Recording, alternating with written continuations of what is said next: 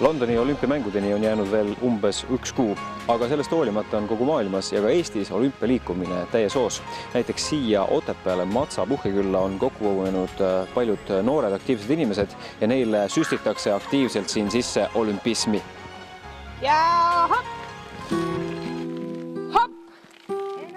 Hopp! No siin läheb juba midagi. Hopp! Jälgige üksteist! Jälgime! Hopp! Teist aastat korraldame Eesti Olümpiaakadeemia noortelaagrit siin Matsal. Sel aastal on meil juba rohkem noori, kui eelmine aasta oli ja nad tulevad siia üle kogu Eesti konkursi korras ja sel aastal on meil 32. Programm toimub siis koostöös Euroopa noortega ja programmi või selle laagri siis põhimõte ongi edasi anda olümpiaväärtusi, kõiki neid 5. Meie oleme sõnastanud nad oma olümpiarõngas siis aus mäng, rõõm jõupingutusest, igakülgne harmooniline areng, püüd täiuslikkuse poole, lugupidamine, vastastikune lugupidamine. Just. Eks me püüame ka selle laagriga teha sellist igakülgset harmoonilist arengut, et nii siis seminari kui loenguid kui ka füüsilist tegevust ja selliseid koostööharjutusi, diskussioonigrupid, rühmatööd, et oleks sellist koos tegutsemise kogemust ja rõõmu ka, et just, nagu mitte ainult üksinda niimoodi.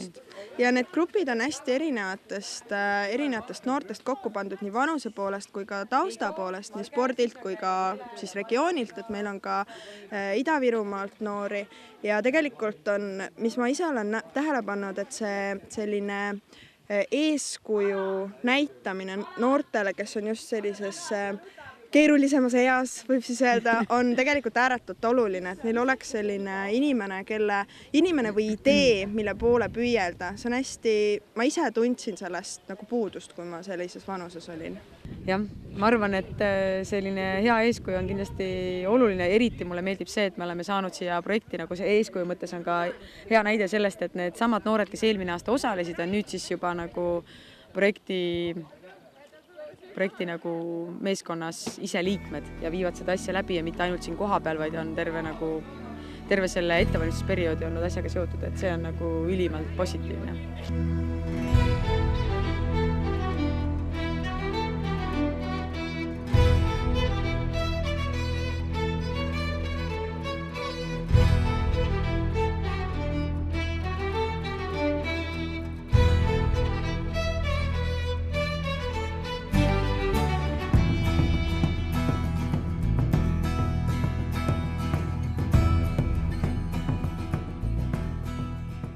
Kuidas siis on, mis need suurimad erinevused siis on, et eelmine aasta te olite siin osalejad ja teile korraldati kõik ära ja nüüd see aasta te olete pool aastat selles tiimis juba ise olnud, et mis need põhilised erinevused on? Et olla korraldaja või olla osavõtja? Võib-olla ka see, et me teame kõik, et palju pingutus selle taga on. Et ei ole lihtsalt see, et näed mingid pildid, et lähme pildistame või et mingid mängud, et lähme mängime. Aga just see, et palju selleks vaeva nähtud on või oskad paremini hinnata seda. Ja ka teisi näiteks, mis mõtet ma ei taha minna. Et ikka see, et kui sa oled laagris, sa teed kaasa seda ja mõni asi ei meeldi, siis see ongi nagu osa laagrist. Teised on jälle palju lahedamad ja ongi selline koostöö kõik kokku. Võib-olla, et eelmine aasta, kui tulime, see oli kõik siuke uus ja kõik uued tuttavad ja aga kui nüüd see aasta tulla, siis nagu tekib kohe palju nagu suurem tunne, et siuke vanem ja tead kõike ja muidugi ja teisi neid uusi tulijaid nõustada ja aidata ja kuidas neid fotojahti teha ja siis rühmade tutvustust ja et nagu lihtsalt abiks olla. Me saamegi enda kogemustest nagu neile nendega rääkida ja aidata. Et meil on ikkagi eelmine aasta oli samamoodi väga huvitav noorte sessioon. Sealt õppisime nii üht-teist ja see aasta anname seda teistele edasi. Aastal on üritan natuke tagasi hoida enda edasiandmist, et noored ise mõtleksid. Et muidu on sama paljud üritused on sarnased või kattuvad ja siis kui ma väga lihtne oleks täpselt öelda, mida me eelmine aasta näiteks tegime, mida teised tegid, aga et me üritame ikkagi, et need noorte enda ideed välja tuleksid, et nad ise mõtleksid. Kõige suurem süüdlane on Heigo ikkagi.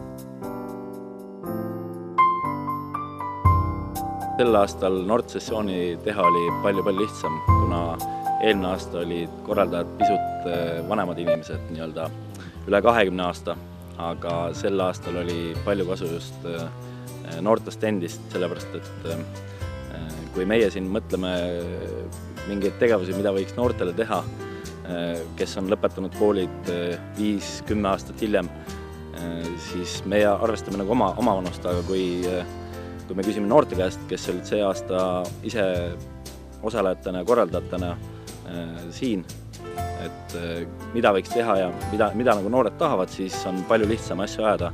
Ja samamoodi näiteks oli eelmine aasta probleeme noorteni jõudmisega, info jõudmisega noorteni.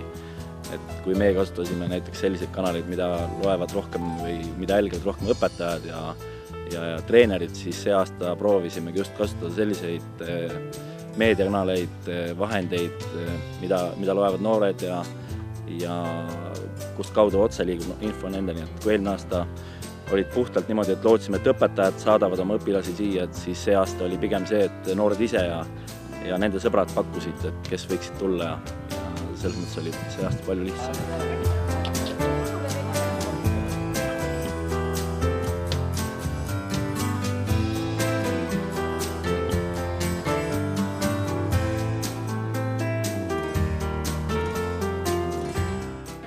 Nii, mis teil siin praegu siis toimub? Ma saan aru, et valmistate mingisuguseks suureks ürituseks, teete proovi?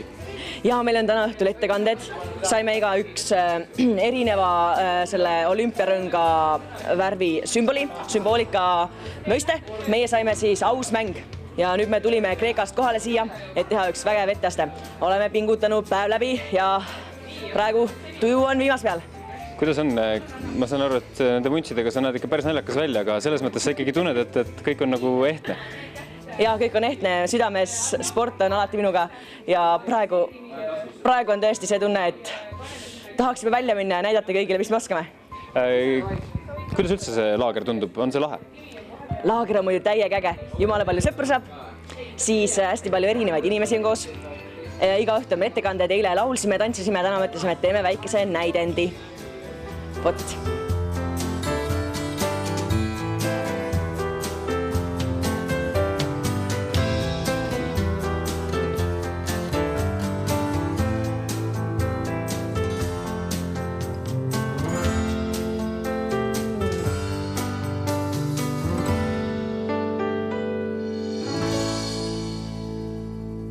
Noored on sellised entusiastlikud, kes alati leiavad aega, eriti kui neil on selline meeldiv tegevus, mida nad tahavad teha ise ja siis nad alati leiavad aja, et kas või näpistavad seda oma trenni aegadest või õhtustest väljas käiguaegadest.